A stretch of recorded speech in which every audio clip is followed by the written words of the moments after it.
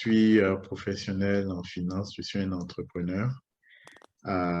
J'ai au moins 25 ans d'expérience professionnelle dans la finance et pratiquement toute mon expérience est- est basée aux États-Unis, était aux États-Unis et je suis ensuite venu m'installer en Afrique.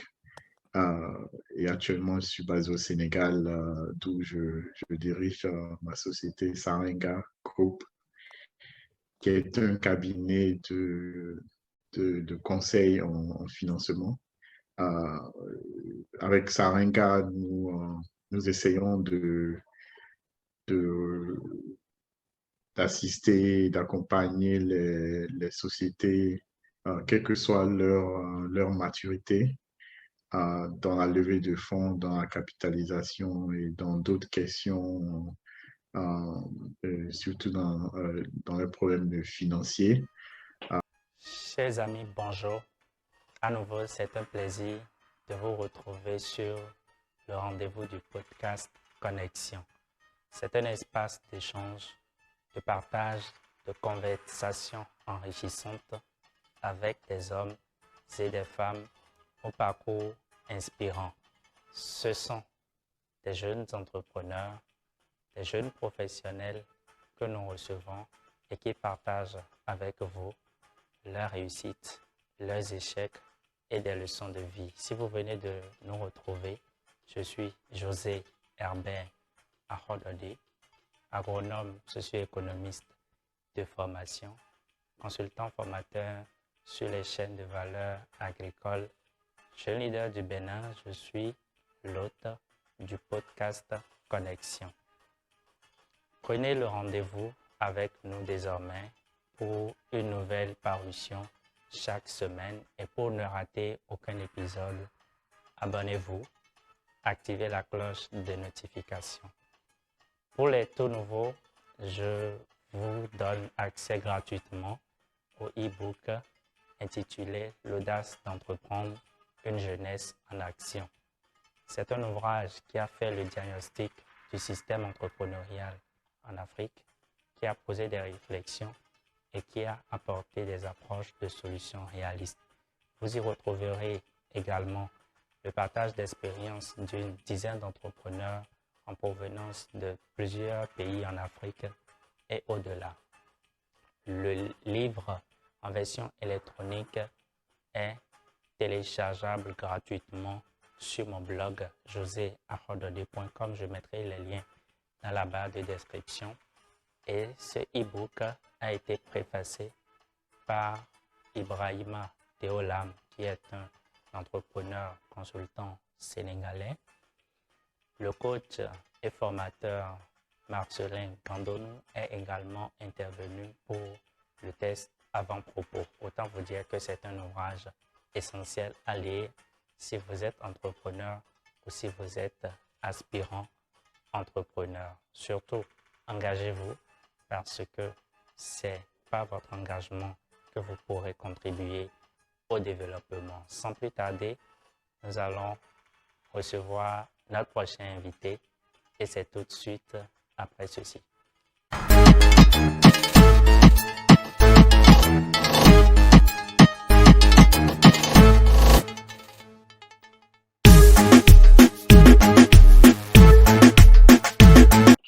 Bonjour à tous, bienvenue à nouveau sur le podcast Connexion, un espace d'échange, de conversation thématique avec des hommes et femmes au parcours inspirant.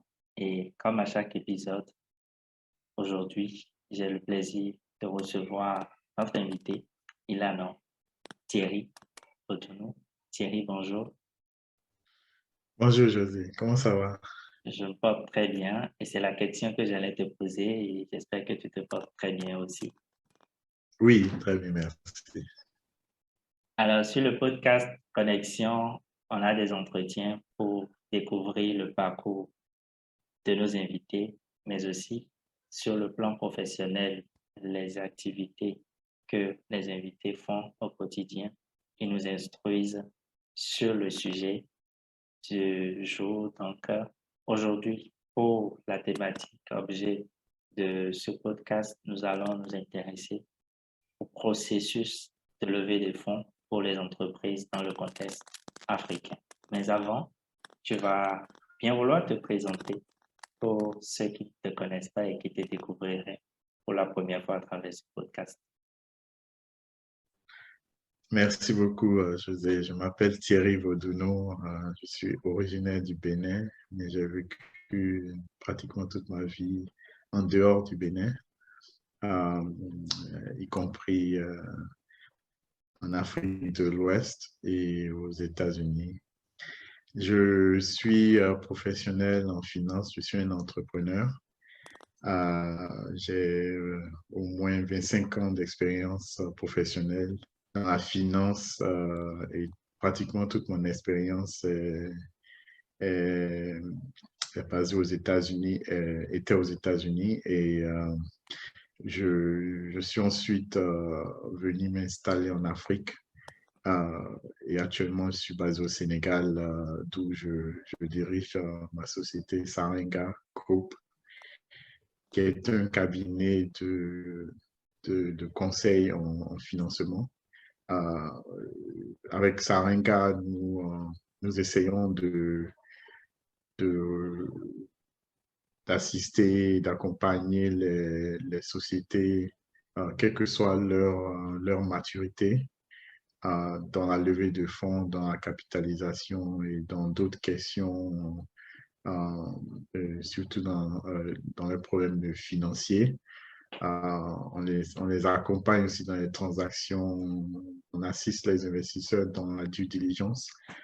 Donc, on joue un rôle vraiment important qui, à mon avis, n'existe pas de manière forte dans la région en Afrique. Par exemple, dans les autres, aux États-Unis ou en Europe, il y a beaucoup de cabinets de ce genre, mais en Afrique, je ne pense pas qu'il y ait assez.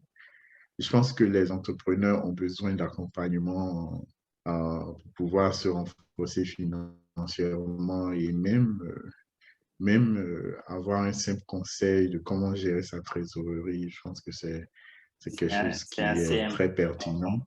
Oui. Voilà. Et nous, on est là pour ça. Donc, on peut les accompagner sur plusieurs plans, mais vraiment, notre sujet principal, c'est la levée de fonds. Parce que, bon, par notre expérience, on a quand même pas mal de contacts à travers le monde avec les investisseurs potentiels et aussi des partenaires, même si c'est des partenaires techniques qui peuvent profiter à une entreprise en Afrique. Je pense que nous, on est positionnés pour les assister dans ce sens. Okay. Voilà, je m'arrête là et puis tu Ce peux me qui, poser d'autres questions. exactement, ce qui veut dire que tu es la personne idéale pour opiner sur cette question, pour nous donner des astuces en tant qu'entrepreneur surtout. Et je te remercie pour ta disponibilité. Alors, on a vu dans ton parcours que tu as fait plusieurs pays. Pour toi, comment est-ce que tu analyses le contexte entrepreneurial, sinon l'environnement des entreprises en Afrique? Écoute, le secteur privé en Afrique est un secteur qui, qui est émergent. Il n'a pas encore atteint un niveau de maturité qu'on voit, par exemple, en Amérique ou en Europe, ou même en Asie et en Amérique latine, par contre. Donc, on est vraiment dans une phase de croissance. Et bon, il y a beaucoup de facteurs qui vont impacter cette croissance-là. Il y a la réglementation, il y a l'accès au financement et il y a l'accès aux ressources humaines très importantes, très clés pour que cette croissance-là se passe. Alors, je pense que pour moi, c'est les trois éléments clés qui vont contribuer à la croissance du secteur privé. Maintenant, euh, les, les entreprises en Afrique, et moi, je vais juste me focaliser sur l'Afrique subsaharienne, même si on rencontre les mêmes problématiques en Afrique du Nord, En Afrique du Nord et de l'Est mais en aussi. Afrique subsaharienne, oui, oui, mais l'Afrique subsaharienne, c'est l'Afrique en dessous de l'Afrique du Nord, quoi. Donc, Exactement. ça comprend l'Est, l'Ouest et le Sud. Euh, les PME sont très importantes pour la croissance d'une économie. Par contre, les PME sont en majorité informelles, ce qui fait que les PME sont difficilement encadrés dans le secteur parce que ils sont dans l'informel. OK. Et quand je parle de encadrer, je parle de formation, mais je parle aussi d'accès au financement. Et les banques ont des difficultés à financer les entreprises parce que, bon, d'abord, les banques, ils ont des processus de financement très lourds, très exigeants, mais aussi parce que les entreprises privées ne sont pas formelles, ne sont pas formalisées. Donc, quand il y a ce manque de formalisation-là, il n'y a pas grand-chose qu'on puisse faire, quoi. Tu es obligé de, de financer ta société par tes propres moyens. Effectivement, c'est un aspect important auquel on ne fait pas souvent allusion. Moi, j'accompagne les entrepreneurs agricoles, donc je suis agronome de formation. En fait, on se rend bien compte que les mécanismes institutionnels, que ce soit les banques ou bien même les mécanismes publics qui accompagnent les entrepreneurs, demandent à ce que ces entreprises-là soient formalisées. On a la majorité de nos entreprises qui évoluent dans l'informel, ce qui pose déjà un blocage, une barrière à l'entrée pour pouvoir accéder au financement. Et là, dans ce que tu fais, dans ton accompagnement, est-ce qu'il y a cet appui-là à la formalisation où tu ne travailles qu'avec ces entreprises formalisées? Oui, notre rôle ne comprend pas du tout la formalisation d'une entreprise, mais OK. on conseille à nos clients d'aller se formaliser, obtenir, voilà, s'inscrire avec les autorités et tout ça. Mais la plupart des États ici en Afrique euh, subsaharienne ont des programmes dédiés aux PME pour les accompagner dans la formalisation, hein. Donc, normalement, ça se fait déjà, mais bon. Et Oui, donc, nous, on n'a pas besoin d'être sur ce volet-là. encore que ces dernières années, surtout au Bénin, il y a beaucoup de facilités. À un moment Voilà. donné, presque, si tous les documents sont à jour, une entreprise peut Mhm. être créée, hein. Voilà.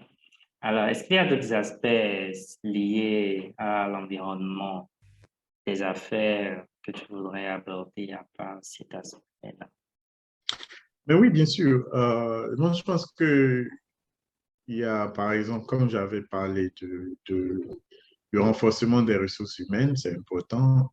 Les, les, les plus grandes difficultés que les chefs d'entreprise ont dans la région, c'est un, de lever des fonds, et puis de deux, c'est de pouvoir recruter des équipes vraiment pointues qui va leur permettre d'avancer et d'atteindre leurs objectifs. Et en général, c'est pas facile de recruter des personnes qui sont qualifiées, qui sont pointues. C'est difficile. Donc, il y a quand même il y a beaucoup de mise à niveau à faire, mais aussi euh, il y a les compétences qui manquent. Un autre point important, c'est la technologie. Est-ce que sur le plan technologique, là, les entreprises sont bien équipées afin de traiter les dossiers, de, de vendre leurs produits à leurs clients, de se faire connaître. En fait, tout ce qu'on a fait, tout ce qu'une entreprise doit faire, il faut qu'il y ait une certaine technologie qui permette que ce processus soit accéléré, soit plus efficace OK. euh, et soit plus rapide, quoi. Donc, je pense que c'est aussi une chose qui nous bloque, c'est qu'on n'a pas suffisamment de technologies qui nous permettent de concurrencer à une échelle euh, d'abord régionale et globale. Et international. Effectivement, on a beaucoup de limites. Et si on va se mettre à parler des problématiques que rencontrent les entrepreneurs dans notre contexte, c'est clair qu'on ne va pas finir aujourd'hui. Non, non, mais quand même, C'est les éléments important de clés mettre là, le point sur les éléments clés sont vraiment ceux que je viens de citer, quoi. exactement. Et j'allais revenir justement sur la question en lien avec le recrutement des équipes. On se rend compte, et moi, dans plusieurs creusets, l'idée est venue selon laquelle pourquoi pas lier le monde éducatif au monde entrepreneurial pour former effectivement les personnes, les compétences dont les entreprises auront besoin. Parce qu'on sent qu'il y a une défaillance, on va dire, sinon un manque de connexion entre les deux, l'école qui forme et l'entreprise qui a besoin de recruter. Les personnes finissent d'avoir les diplômes dont les entreprises n'ont pas besoin, peut-être. Est-ce que tu fais ce constat-là? Oui, bon, c'est un constat qui est universel, c'est pas seulement en Afrique. Euh, En général, et le diplôme que tu as, bon, c'est vraiment un diplôme pour t'aider à trouver un boulot. Mais après, quand tu commences à travailler, c'est autre chose, quoi. Donc, Exactement. c'est un problème universel, même en Occident. C'est une problématique. Ce que j'ai lu il n'y a pas longtemps que maintenant les entreprises aux États-Unis, ils font des partenariats avec les écoles de commerce pour influencer le programme d'études. C'est-à-dire, ils Au niveau disent, des curricula, je pense que c'est ce qu'il y a à faire oui, là. oui, ouais, ouais, c'est ça. Donc, ils vous disent, voilà, nous, on veut un programme MBA spécifique pour nous. Et donc, pour tous ceux qui veulent bosser chez nous, ils doivent prendre, doivent suivre ce cursus-là. Et parce que à un moment donné, les entreprises voient que tous ceux qui sortent des universités, là, bon, ils sont bien intelligents et tout, mais il y a des compétences spécifiques que ces entreprises-là recherchent euh, qu'elles ne retrouvent pas systématiquement dans les candidats, quoi. Donc, il y a toujours un décalage entre les deux. Parce que, bon, en général, le système éducatif, c'est le gouvernement.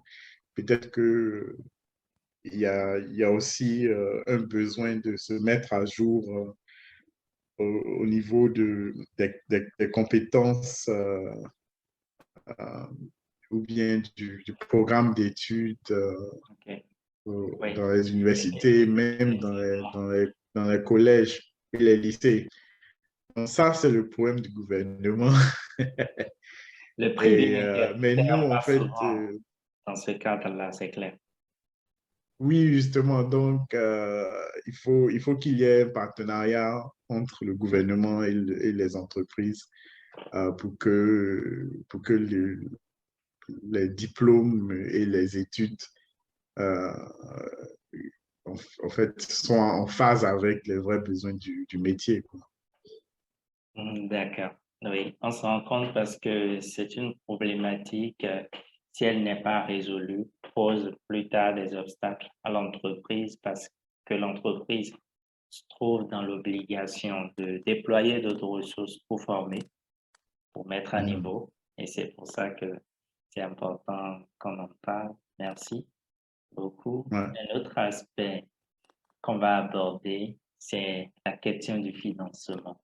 Alors, pour une entreprise qui est d'abord, est-ce que tu accompagnes les entreprises sur tout le continent et ailleurs? Quelle est la localisation, aussi dans la sphère géographique que tu couvres et quel est le processus? Parce que avoir des financements aujourd'hui, quoi qu'on dise, c'est un casse-tête pour beaucoup d'entrepreneurs. Alors, comment est-ce que ça se passe avec toi, avec ton cabinet?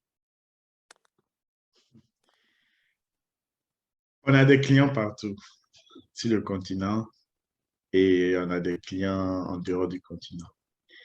Alors, mais on met l'accent sur le continent parce que, bon, le vrai besoin de financement se trouve en Afrique parce que il n'y a pas, il y a pas assez de banques qui sont prêtes à prendre certains risques pour financer les PME. Donc, mais après, bon, nous, on ne travaille pas qu'avec les PME, on a des entreprises qui sont un peu plus grandes.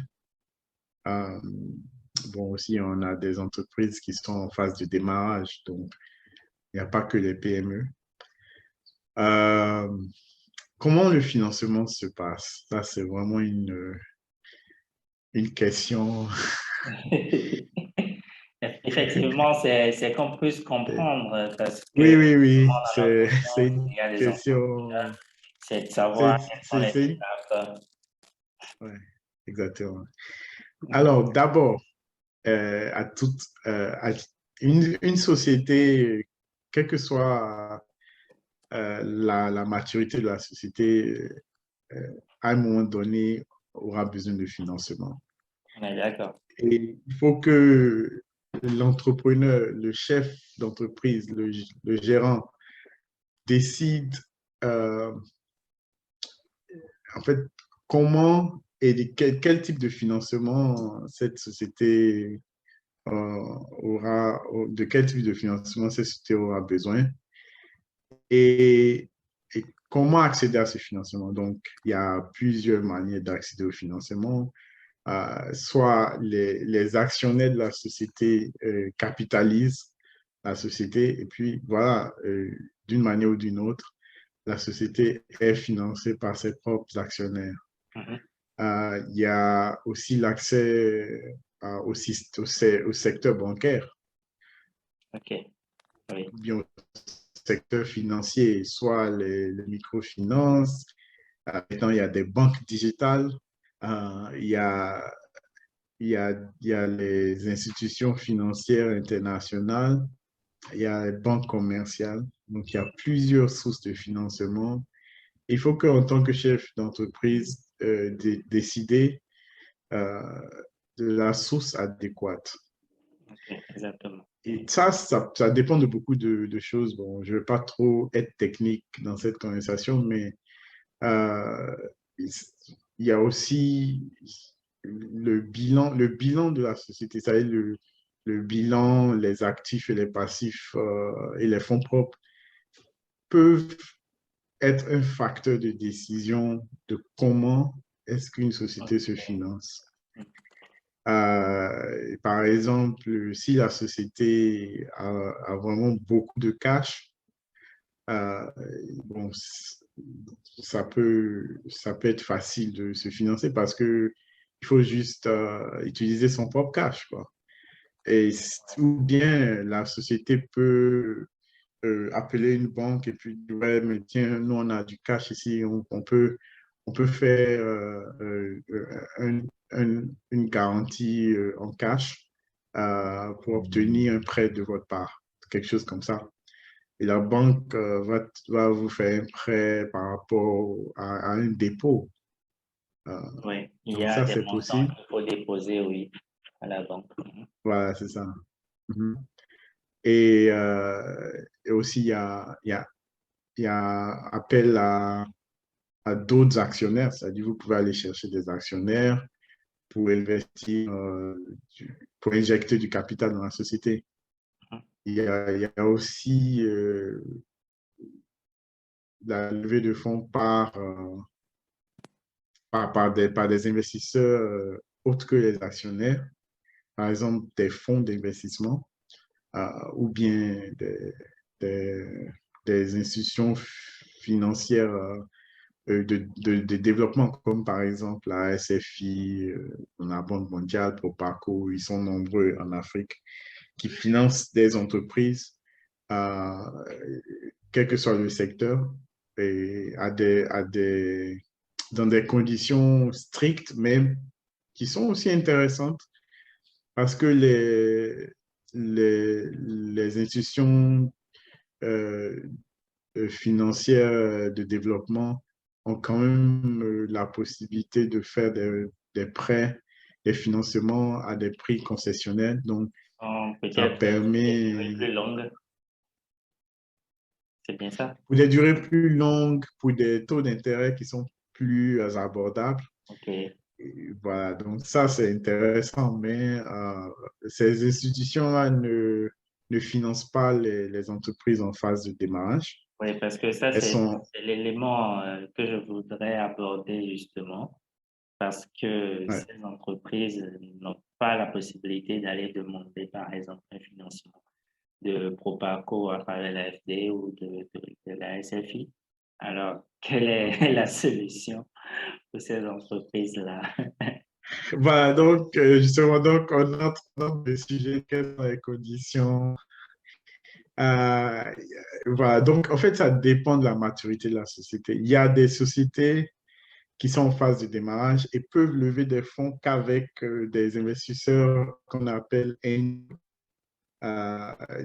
angel investors ou bien business angels, comme les gens disent aussi. OK. C'est-à-dire que c'est des investisseurs c'est des gens comme toi et moi qui ont beaucoup d'argent, ils ne savent pas quoi faire avec leur argent, donc ils deviennent entrepreneurs en investissant dans d'autres entreprises. Euh, bon, je rigolais, ils savent quoi faire avec leur argent, mais bon. c'est, Bien c'est, sûr. euh, C'est vrai qu'on en... mais ils ont, les business angels jouent un très grand rôle dans le développement économique de l'Afrique On peut et citer, hein, même aux comme Tony États-Unis. Elumelu à travers sa fondation. Voilà, voilà. Tony, lui, à travers sa fondation, il fait de angel investment. Il y Un en a peu pas mal. philanthrope Il y en parce a que pas c'est mal. un Et, remboursement. ouais, ouais. Alors, l'investissement d'un angel n'est pas un cadeau. Ça dit ça doit se rembourser comme tout investissement. Euh, il y a aussi les fonds d'investissement, les venture capitalists, euh, les VC funds, comme on les appelle, qui investissent dans les compagnies un peu plus de 3 ans d'existence avec un palmarès qui est constant, c'est-à-dire une, une croissance en vente, en chiffre d'affaires et puis OK. aussi en résultat net. Mais est-ce qu'il y a, c'est pas pour t'arrêter, est-ce qu'il y a les VC en Afrique? On n'en connaît pas assez. Est-ce que tu peux donner quelques exemples peut-être? Il y a, il y a des, il y avait, il y a des VC en Afrique, la liste est longue. Euh, mais il y a aussi beaucoup de VC étrangers qui investissent en Qui Afrique. viennent en Afrique, c'est Et beaucoup. ils ont soit un bureau de représentation à Johannesburg ou à Lagos ou à Nairobi. Et à partir de là, ils font leurs transactions. Mais il y a un bon nombre de VC en Afrique. On ne va pas trop les voir dans les pays francophones, mais Malheureusement. ils sont dans les pays anglophones comme le Nigeria, le Kenya, le Ghana, euh, l'Afrique du Sud, mais l'Égypte aussi, euh, ils ont pas mal de VC là-bas. Je vais contextualiser à nouveau pour un entrepreneur qui est au Bénin, qui est en phase de démarrage et qui souhaiterait avoir des appuis de ton cabinet pour pouvoir justement lever des fonds. Quelle serait la démarche à suivre? OK. Il fallait quand même donner le contexte avant d'arriver.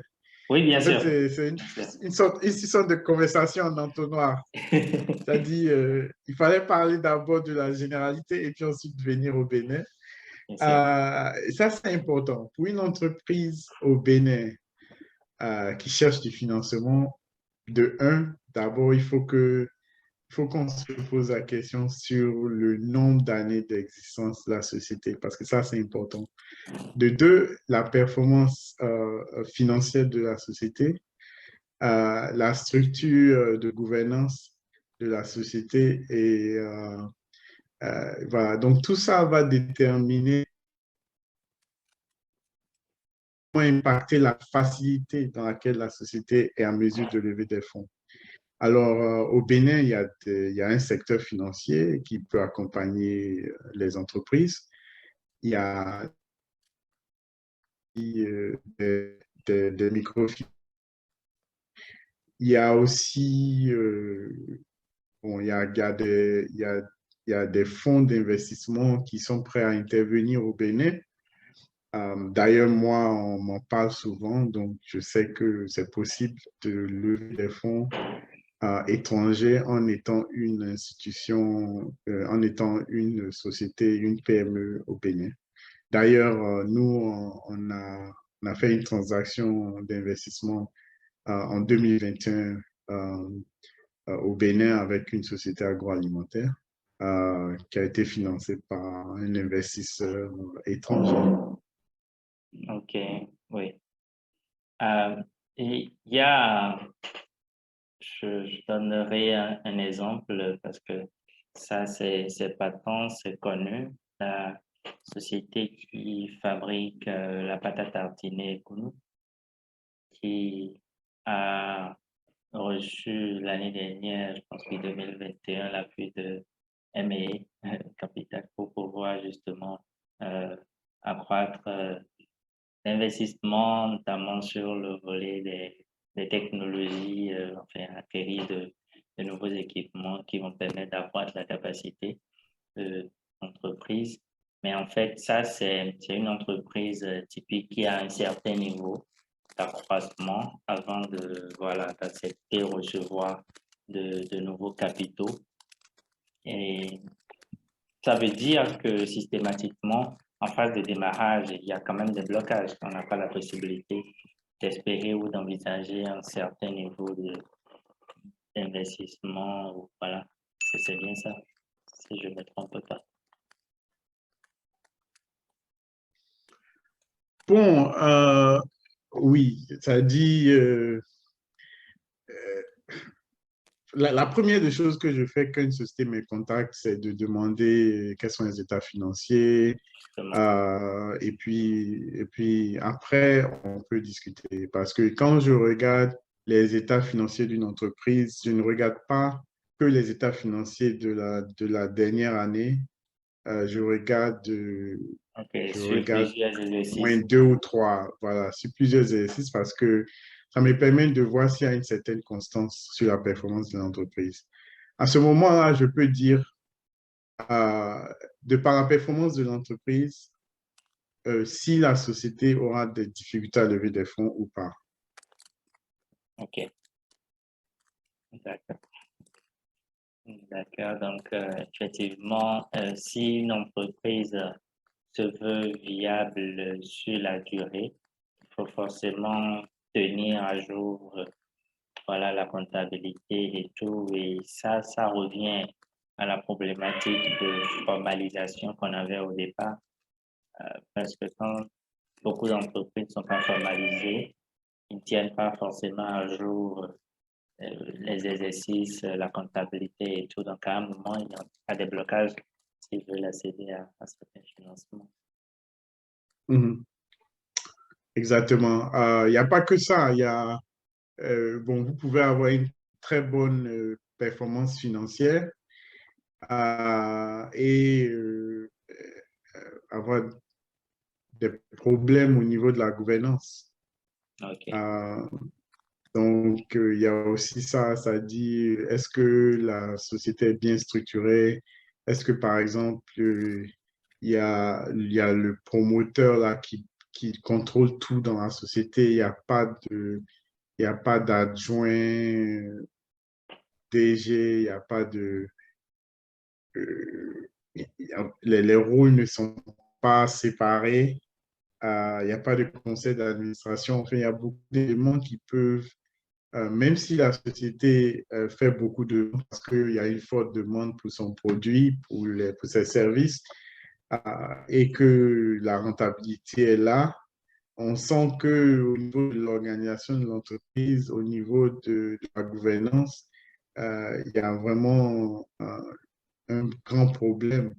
Et il y a des gens qui sont tellement euh, proches de leur société, ils sont tellement passionnés par ce qu'ils font que ils oublient que une société a besoin de plusieurs personnes pour que tout marche bien, quoi. C'est un travail d'équipe. Et quand le promoteur ou bien le DG ne délègue pas une partie de ses fonctions à, par exemple, un numéro 2 ou bien un directeur d'opération ou bien un directeur financier, il y a, ça devient un peu compliqué parce qu'après, il contrôle tout et puis rien ne peut se passer sans la présence de ce DG-là. Ça devient compliqué. Donc, même si tu as de très bons résultats, l'investisseur peut ne pas être à l'aise avec la structure de l'organisation. Exactement. Et puis, le risque aussi, ça, pour le préciser, le risque, c'est un peu de confondre le patrimoine de l'entreprise aussi avec son propre, voilà, avec sa poche.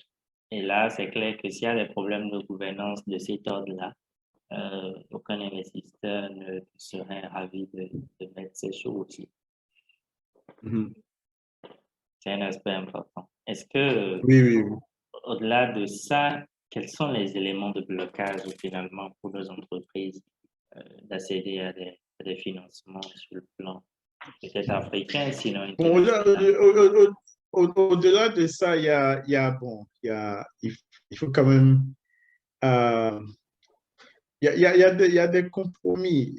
Par exemple, si tu travailles avec une banque de la place qui te propose un financement, mais avec beaucoup de un processus très bureaucratique, tu es obligé de, de suivre ça. C'est-à-dire, il y a beaucoup d'administration, il y a beaucoup de documents à remplir, ils veulent faire une due diligence, ils veulent faire des entretiens, à tout ça. Il faut que l'entreprise soit ouverte à collaborer avec l'institution financière. Ça, c'est important.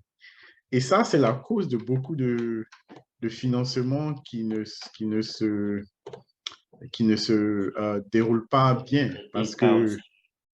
Ouais, parce que, bon, à un moment donné, l'entrepreneur est stressé par le processus et il abandonne. Et parce que l'entrepreneur, il ou elle veut vraiment faire son travail. Ouais, je veux juste vendre. J'ai pas envie qu'on me fatigue euh, avec les histoires, les demandes de documents à n'en pas finir. Les gens, ça les fatigue. Et moi, j'ai déjà vu ça. J'ai vu où un financement ne s'est pas passé parce que l'entrepreneur en avait marre, quoi. Voilà. Effectivement, quand il y a trop d'aller-retour, alors que dans le même temps, tu dois travailler à réaliser les performances de l'entreprise, effectivement, tu attends d'avoir des ressources supplémentaires. Mais pendant ce temps, c'est que l'entreprise, à son niveau, est en train de tourner. Et tu peux pas laisser tout le temps et courir aussi dans les démarches de la banque. Et c'est vrai que Mhm. si tu n'es pas endurant dans ces cas de figure, tu abandonnes. Ça, c'est un vrai blocage. Bon, il y a d'autres blocages, hein. Par exemple, les entreprises sont tellement petites qu'elles ne sont pas équipées à produire certains documents, par Comptable? exemple, OK. voilà, des documents comptables, des reporting qui les empêchent de pouvoir avancer dans un processus. Parce que, par exemple, les institutions financières internationales ont beaucoup d'exigences sur la partie impact développemental. Si jamais tu n'as pas les rapports, les données qui te permettent de répondre à ces demandes-là, euh, franchement, tu ne pourras pas avancer avec une institution de développement international où on te demande, par exemple, d'identifier le nombre d'emplois que chaque produit que tu vends crée, quoi. Donc, Ah, ça, c'est les ça c'est données vraiment très avancé. spécifiques. C'est pas évident. Ouais, et donc, si tu n'as pas la capacité de démontrer ça, alors que une des conditions, et ils te disent pour, pour chaque vente que tu fais, quel est l'impact environnemental que ça pose et tout. Ben, tout ça, c'est des analyses avancées, sophistiquées. Et si une entreprise n'a pas les outils nécessaires pour sortir ce genre de données-là, c'est pas facile. Effectivement, et puis je me rends compte qu'il y a l'état des lieux, enfin, la santé de l'entreprise à analyser d'abord avant d'identifier vers quelle cible, vers quel partenaire s'orienter. Et là, en fonction du niveau de la maturité, bien sûr, tu as parlé des bilans.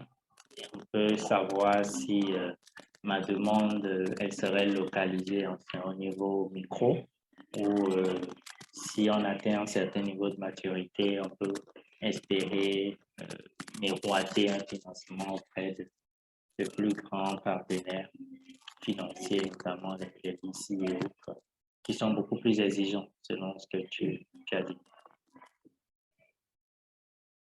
Ouais. C'est bien ça. Alors, le rôle du cabinet dans ce cas, c'est l'appui conseil, c'est la formation aussi. Et quels sont les autres services? Alors, c'est clair que vous ne vous attendez pas à me voir à cette partie précise du podcast. Admirer l'arrière-plan. En fait, c'est une interruption momentanée pour vous rappeler un élément assez important pour le développement de la chaîne. On s'est rendu compte que la majorité de ceux qui suivent le podcast ne s'abonnent pas systématiquement. C'est le moment de le faire. Abonnez-vous, activez la cloche de notification pour ne manquer aucune prochaine publication et surtout, partagez autour de vous, partagez dans vos réseaux sociaux parce que partager, c'est grandir ensemble. Merci. Euh, bon, un exemple, par exemple, une société au Bénin est prête à lever des fonds euh, à un niveau international. Donc, nous, on aura une première consultation et on va comprendre l'état des lieux, on va comprendre ce que l'entrepreneur a l'intention de faire. Et puis, voilà, l'entrepreneur veut lever, disons, 1 milliard de francs CFA à l'étranger. Ils ont tout ce qu'il faut pour lever cette somme-là. Il n'y a pas de problème. Ils ont la performance, ils ont la maturité et ils ont vraiment une stratégie très intéressante. Ils ont un modèle économique qui est très attractif aux investisseurs. Et on sent que vraiment cette société-là est à un carrefour important de son trajet, de sa trajectoire. et que sans ce financement-là, la société ne pourra pas passer à un niveau où elle peut maintenant se déployer sur le plan régional. OK. Et c'est là que vraiment le besoin de financement est clé. Ça, c'est parfait. Alors, on va leur envoyer une demande d'information, c'est-à-dire une liste complète de tous les éléments qui nous permettront de faire une évaluation de la société, c'est-à-dire euh, les informations sur l'actionnariat, les informations sur la gouvernance, les informations sur la, la performance financière, la comptabilité, le reporting, quels sont les liens qu'ils ont avec le règlement, la, le, la réglementation de son secteur, que ce soit dans l'assurance, dans la banque ou bien dans d'autres secteurs. Il y a toujours des organes qui régulent le secteur.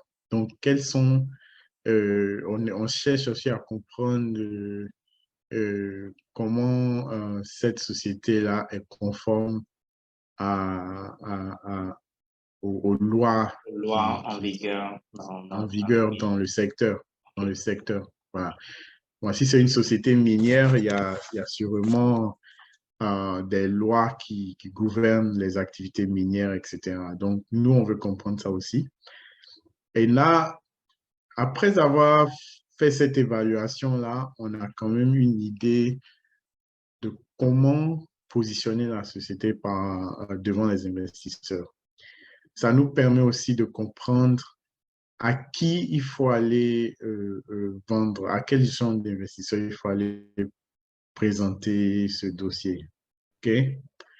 Est-ce que c'est un investisseur D'accord. local ou un investisseur à l'étranger?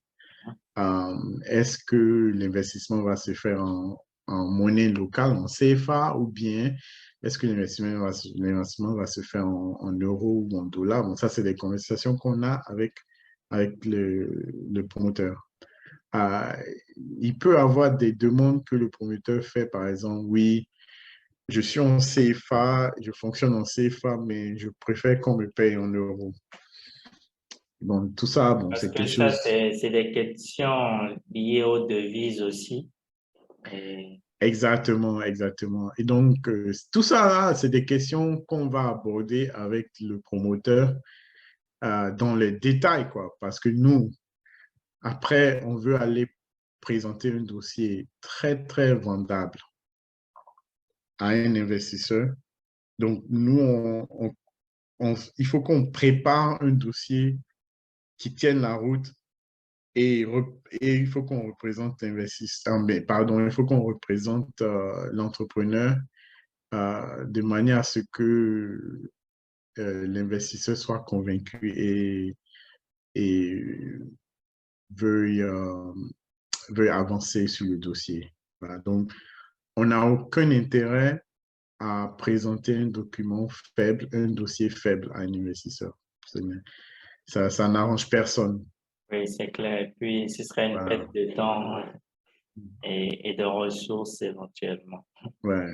Voilà. Euh, Alors, donc, une fois que l'investisseur a été identifié et que le dossier a été, bon, le dossier initial, hein, ça peut être un teaser qu'on présente à un investisseur. On se met d'accord avec l'investisseur. Ah, d'accord, bon, le teaser que vous m'avez envoyé est intéressant. Donc, est-ce qu'on peut savoir plus? Là, on va passer à la signature d'un accord formel entre notre entreprise, l'investisseur et aussi le promoteur. Alors, ensuite, on organise les premières rencontres entre l'investisseur et le promoteur. Et voilà, donc à partir de là, l'investisseur et le promoteur vont décider si l'un veut travailler avec l'autre. Parce que il n'y a pas que l'investisseur qui est en position de décider il est intéressé au projet. Le promoteur aussi peut ne pas vouloir travailler avec un investisseur particulier Mais je me pour dis, des pas raisons. pour t'arrêter, je me dis qu'avant d'aller à cette étape, il y a eu une étape préalable d'identification et du coup, cette question aurait été réglée. C'est pas à un moment avancé que l'entrepreneur va dire, Non, mais en ce moment, on n'est pas encore avancé. Je parle du kick-off. OK, Je parle de OK, la réunion. Je parle de la première réunion qu'il OK, y a entre les deux. OK, oui, Et en ce moment-là, après le call ou bien la réunion, chaque partie peut me dire non, est-ce que tu peux pas nous proposer un autre investisseur? Euh, ou bien oui, on veut avancer avec l'investisseur. Et puis l'investisseur aussi peut me dire, franchement, on n'est pas trop en phase avec ce promoteur-là, même si on aime bien la société, c'est une bonne société, mais il y a un problème de relationnel peut-être, je ne sais pas.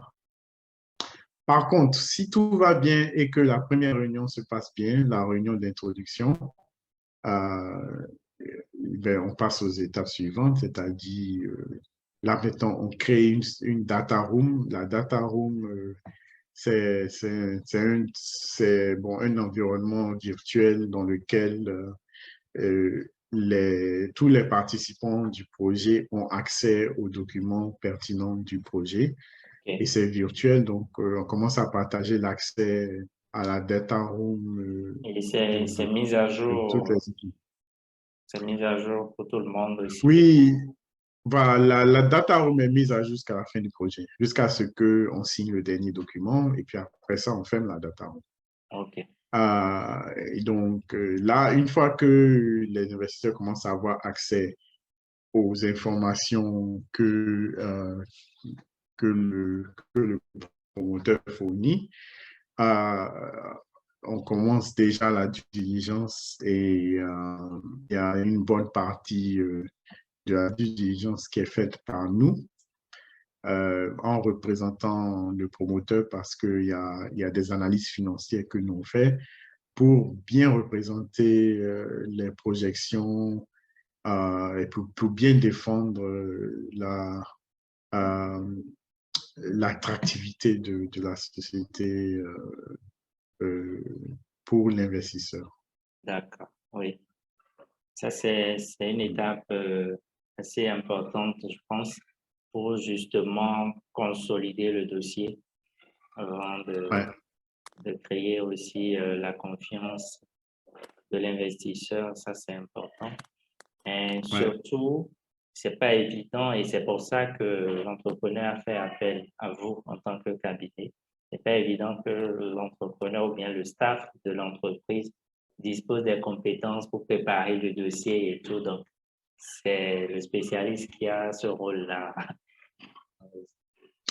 Voilà, justement. Voilà. Mais oui, mais même s'ils avaient cette compétence, en général, ils n'ont pas le temps de le faire. Exactement. Voilà. Et nous, on ne fait que ça, donc on peut accélérer là-dessus, quoi.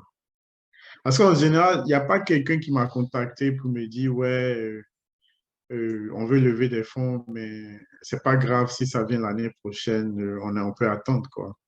En général, ils disent, on a C'est besoin toujours de l'urgence. financement Oui. aujourd'hui. Voilà. Donc, si c'est urgent, euh, il faut qu'on avance rapidement.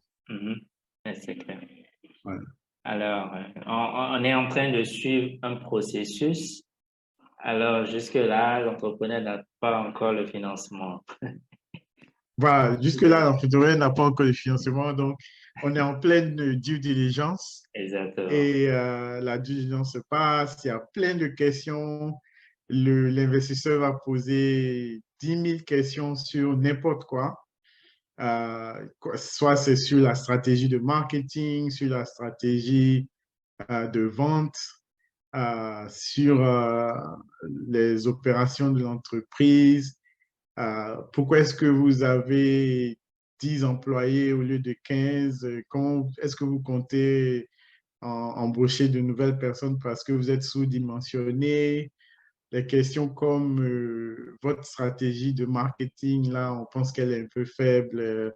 Que comptez-vous faire pour renforcer cette stratégie afin que vous puissiez mieux vous positionner sur le marché? Vous n'avez pas vraiment identifié les concurrents. Est-ce que vous pouvez aller faire d'autres recherches, d'autres études pour vraiment identifier les concurrents, les vrais concurrents et tout?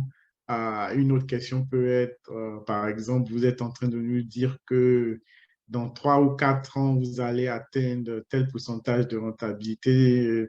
Franchement, on n'est pas d'accord. Est-ce que c'est vraiment possible dans votre pays ou bien dans la région où vous êtes? Alors que ce n'est pas en phase avec les réalités macroéconomiques. OK. Et tout ça, c'est des questions qui se posent dans la phase de due diligence et il faut répondre à toutes ces questions-là. D'habitude, les entrepreneurs n'ont pas ces réponses. C'est nous Effectivement, à partir de là, l'entrepreneur démissionne parce que on a évoqué l'aspect de la banque tout à l'heure. Là, c'est encore plus corsé, là.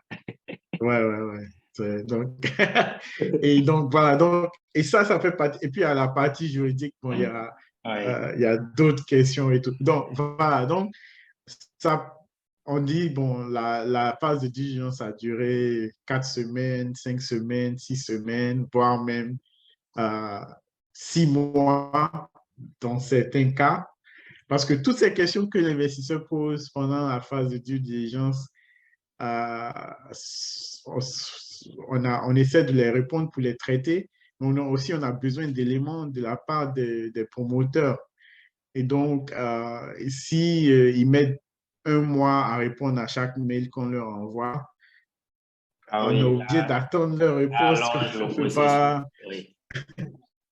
Voilà, donc c'est la réactivité de l'entrepreneur va conduire à la rapidité, la vitesse à laquelle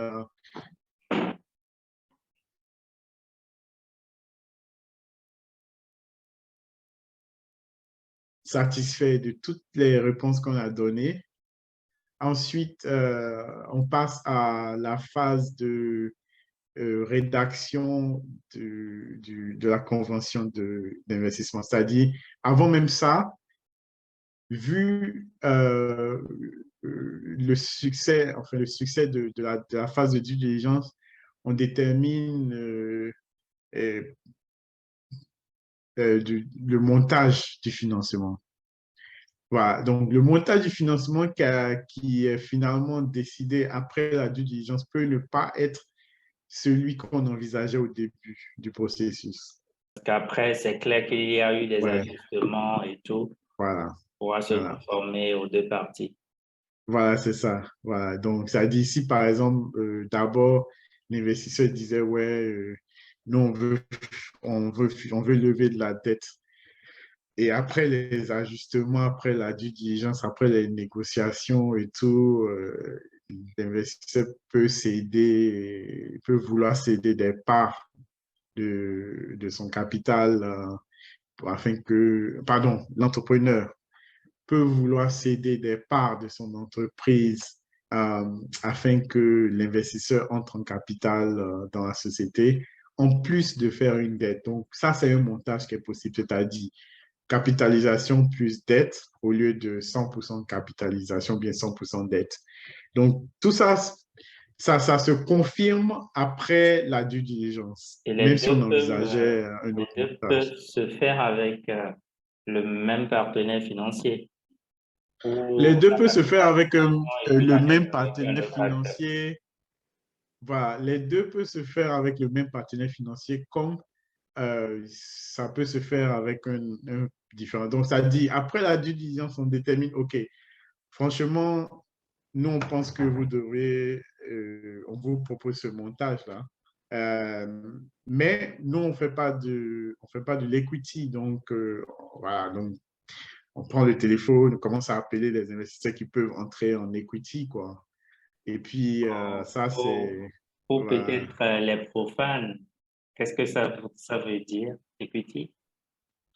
Equity, c'est le capital de l'entreprise, les fonds propres. Voilà.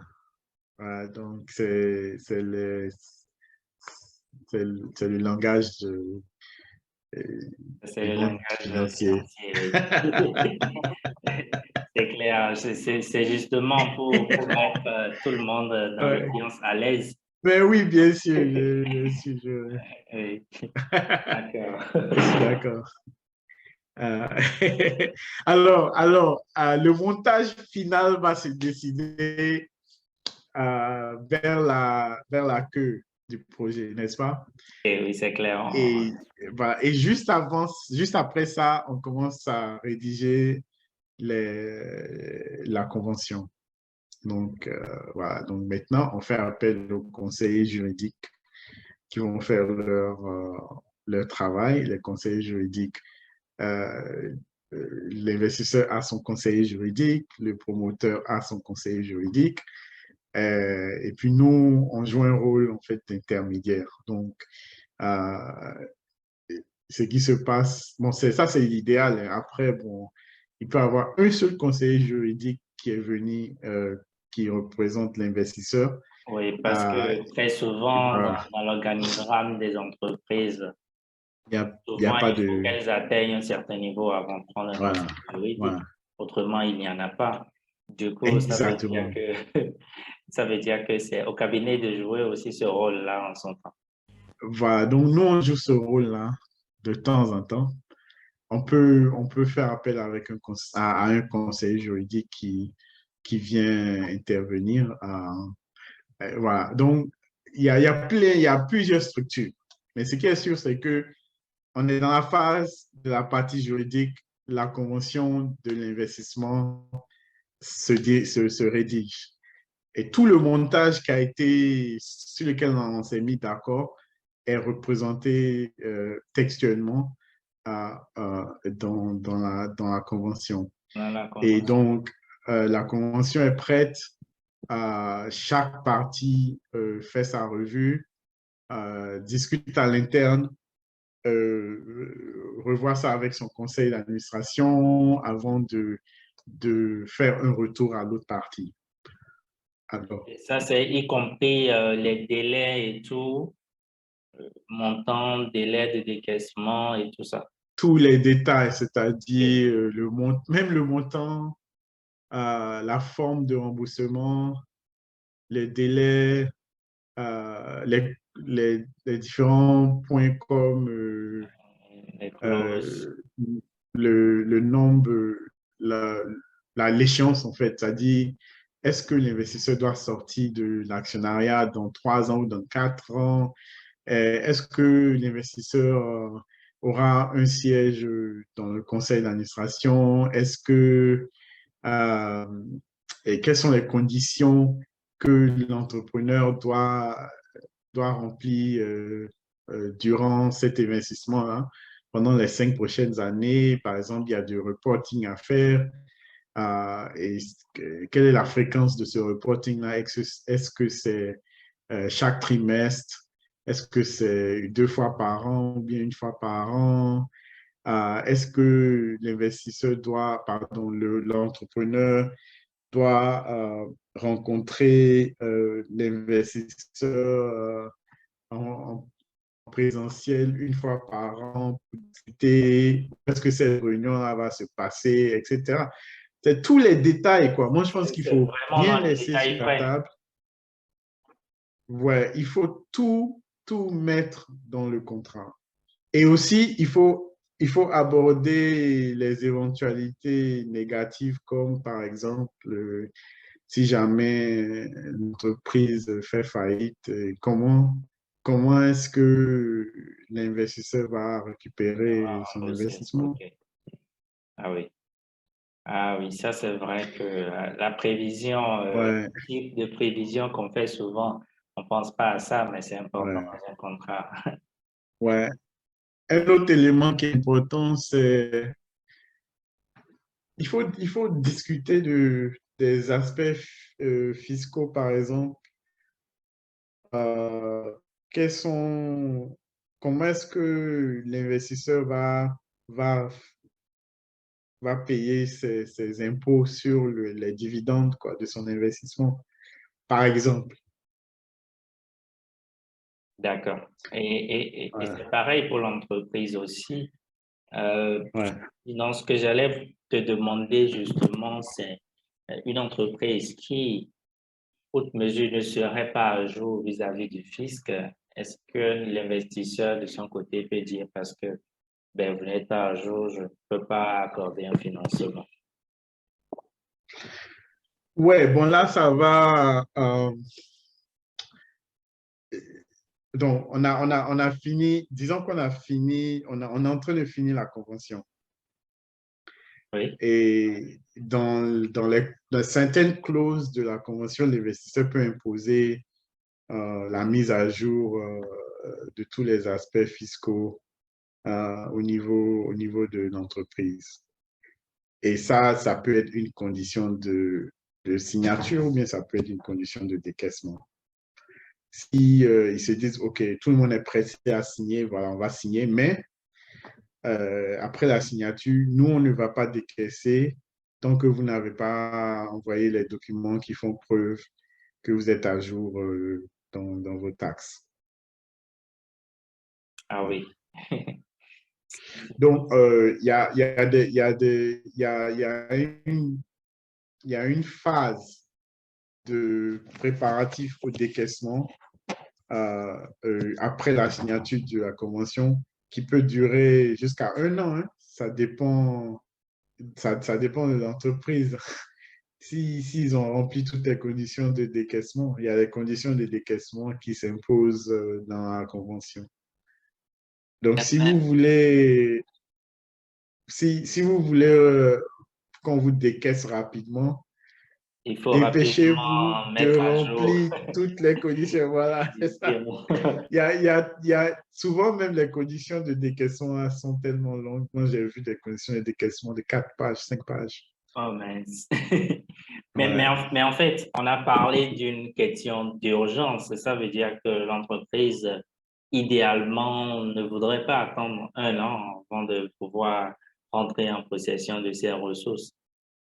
Donc, du coup, Oui, mais par exemple, faciliter. quand une entreprise, quand tu dis que tu veux lever des fonds, tu dis, ouais, j'ai besoin de financement aujourd'hui. Tu n'as pas pensé à toutes les conditions qui vont être imposées à ton entreprise pour pouvoir recevoir ton décaissement. Donc, Effectivement. euh, après, mais que ça, si par exemple on te dit une condition de décaissement, c'est que tu te mettes à jour dans tes taxes. C'est pas une demande illégitime, c'est tout à fait raisonnable. Pourquoi est-ce que moi, je vais investir dans une société qui n'est pas à jour dans ses taxes? Donc, maintenant, on te demande d'aller régler ça avec tes autorités. Mais si toi, ça te prend 1 an pour le faire, moi, c'est pas ma faute. Ah oui, effectivement. C'est pas... Ouais. Et puis, C'est pas, les conditions, c'est pas la faute à l'investisseur.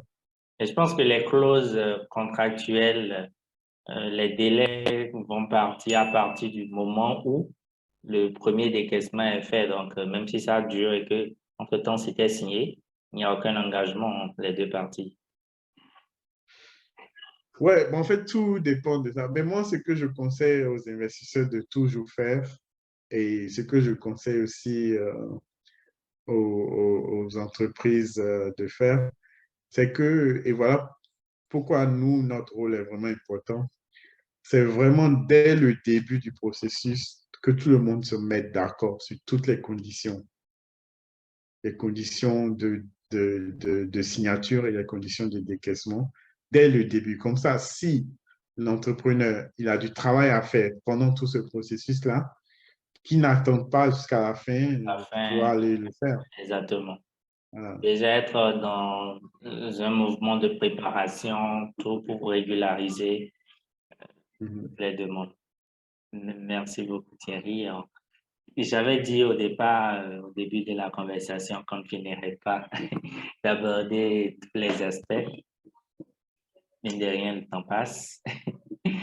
Est-ce que tu penses qu'il y a un élément ou des éléments importants pour un entrepreneur qu'on n'a pas évoqué dans le cadre de la recherche de financement de la levée de fonds? Oui, c'est possible qu'il y ait des éléments, par exemple, il y a la formation, euh, il y a des aspects au niveau de gestion du personnel qui sont importants. Euh, Par exemple, si l'investisseur n'investira que s'il y a certaines compétences dans l'entreprise, ça aussi c'est quelque chose. Donc, par exemple, pendant le processus, il y a des gens qui doivent peut-être se mettre à jour, peut-être obtention d'un certificat ou bien, je ne sais pas quoi, d'une licence, de quoi que ce soit. Bon, tout ça, ça peut faire partie des conditions, quoi. Et puis, si entre-temps la ressource exigée n'était pas disponible, ça fait appel à un processus de recrutement aussi. Justement, et j'ai vu ça sur un de mes deals. Ça, j'ai jamais pensé à ça. Ah ouais. Ah oui, parce que je connais euh, quelqu'un qui est obligé de directeur d'opération, un directeur des opérations en plein processus, sinon le deal n'allait pas se passer. Ah, ça c'est... OK. Oui, effectivement, on a abordé cet aspect-là de gouvernance de l'entreprise. Ça permet de s'assurer quand même que tout va bien fonctionner comme il faut. L'investisseur veut s'assurer que ses ressources aussi seront bien gérées. Alors, la particularité de ce podcast,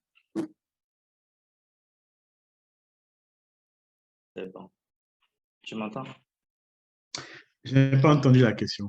OK. La particularité de ce podcast, c'est qu'il s'adresse à des jeunes entrepreneurs, mais aussi à des jeunes professionnels. On est en train d'atterrir tout doucement vers la fin. Merci pour tous les éléments que tu as partagés avec nous. Je voudrais te demander, pour un jeune qui ambitionne de faire carrière dans l'accompagnement d'entreprise, est-ce qu'il y a des prédispositions? Justement, c'est vrai qu'il y a l'aspect expérience, contact aussi, avant de pouvoir pleinement vouloir exercer dans ce domaine. Mais en tant que professionnel, si tu vas conseiller un jeune, qu'est-ce que tu lui dirais? Un jeune qui est encore à l'université ou bien un jeune qui est en début de carrière? À l'université, en train de vouloir commencer les premières expériences, donc début de carrière, disons sortie universitaire. OK.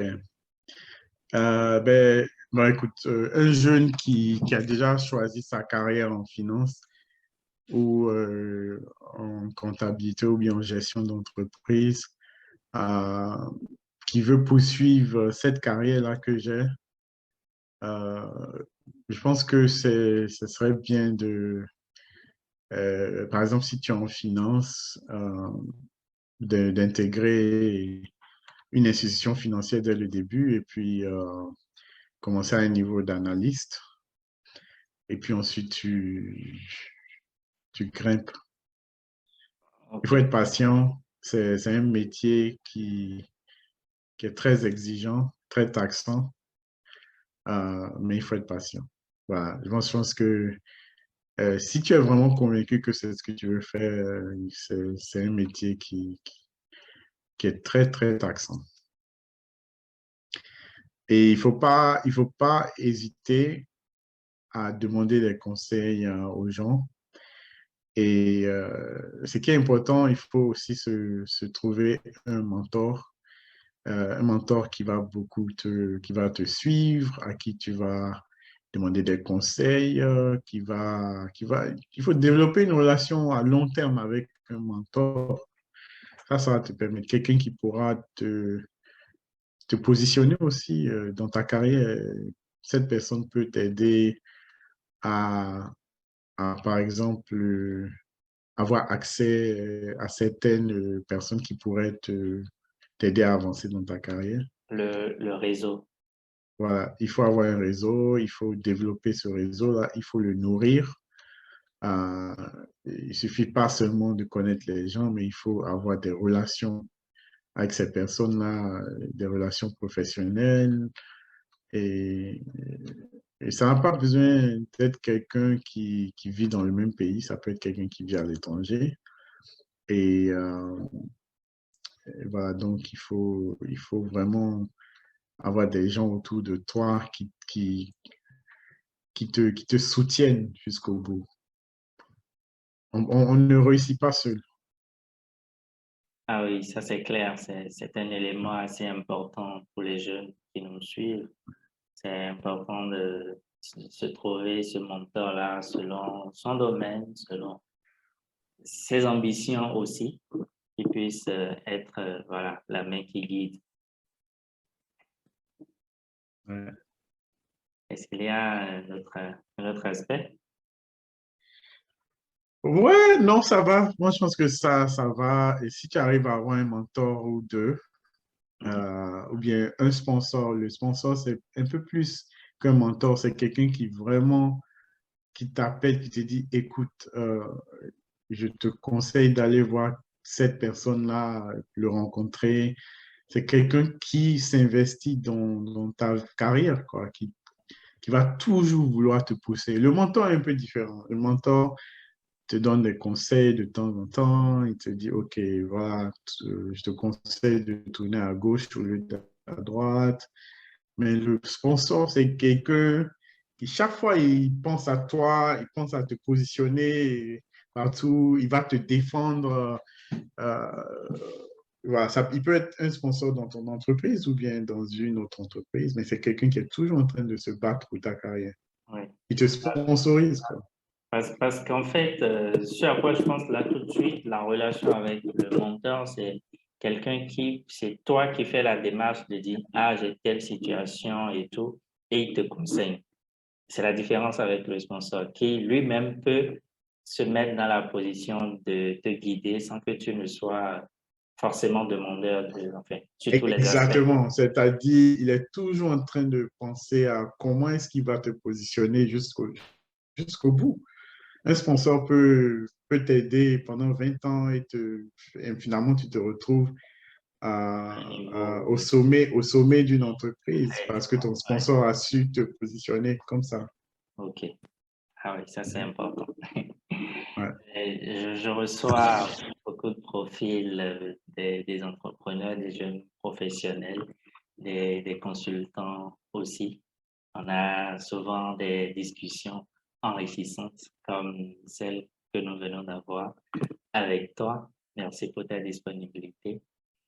J'ai une petite question avant que tu ne dises ton mot de fin.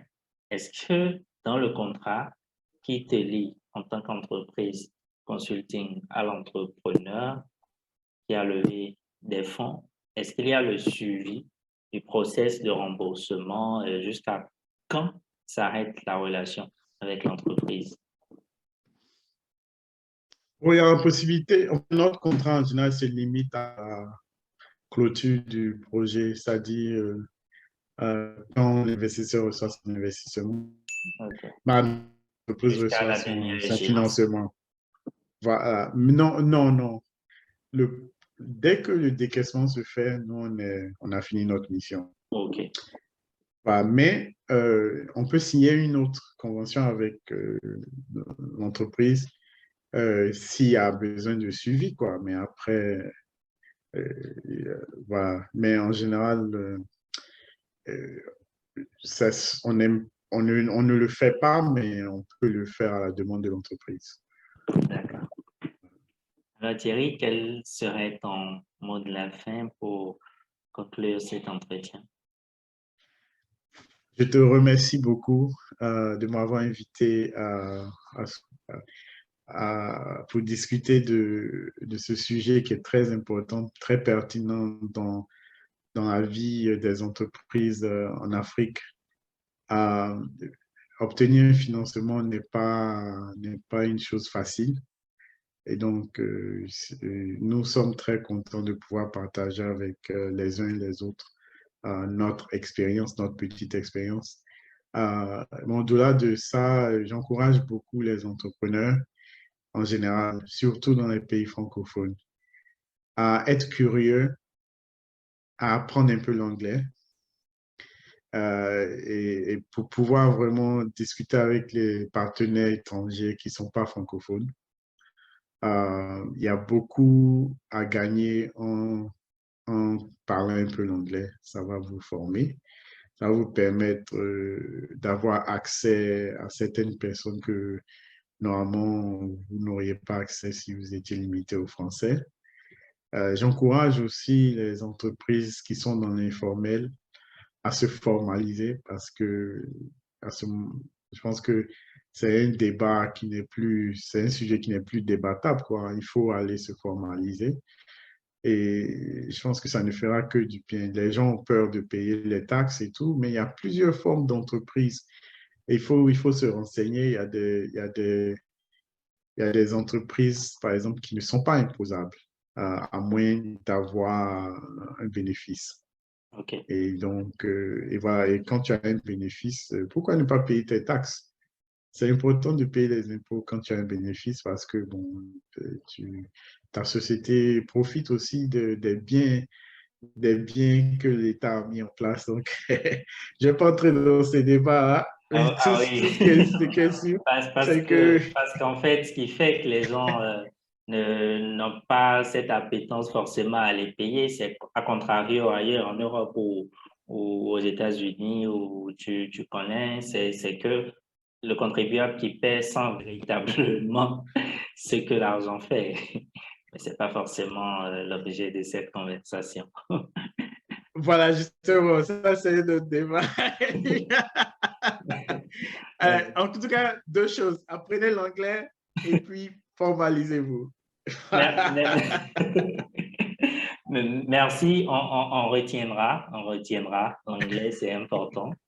C'est plus que la compétence du futur, c'est déjà la compétence du présent parce que sans cette langue, on est limité, c'est clair, que ce soit en tant que professionnel ou en tant qu'entrepreneur, justement. Merci. Et Merci beaucoup.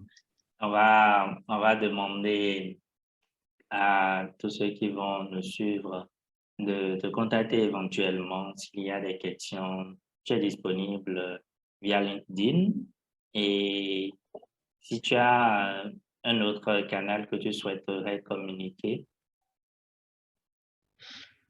LinkedIn, Twitter, voilà, c'est tout. Ok. T'es pas Et puis, Facebook alors. et puis le site de Sarenga Group. Ah oui, surtout. Et c'est des éléments que je Et, mettrai dans la description pour qu'on ouais, puisse éventuellement te contacter en cas de besoin. Merci. voilà. Le site, notre site, sarengagroup.com et la page de LinkedIn Ok. de la société Sarenga Group. Vous pouvez me contacter sur ma page personnelle. Et puis aussi, vous pouvez me contacter sur Twitter. Je suis sur Twitter. On a Ok. un compte Twitter pour Sarenga aussi. Donc voilà. D'accord. C'est des éléments que je mettrai dans la barre de description aussi. OK. Et voilà. Ce sera la fin. Alors, merci d'être resté jusqu'à la fin de cette conversation du podcast Connexion. Si vous n'êtes toujours pas encore abonné, c'est plus que jamais le moment de le faire. Activez également la cloche de notification pour ne pas manquer les prochaines parutions du podcast. Faites un tour sur le blog joseahodode.com. Je mettrai le lien dans la barre de description pour visiter mon blog, pour lire des articles thématiques sur des sujets de développement, pour télécharger gratuitement l'ouvrage en version électronique intitulé « L'audace d'entreprendre ». D'ici à là, portez-vous bien et on se retrouve au prochain numéro du podcast Connexion.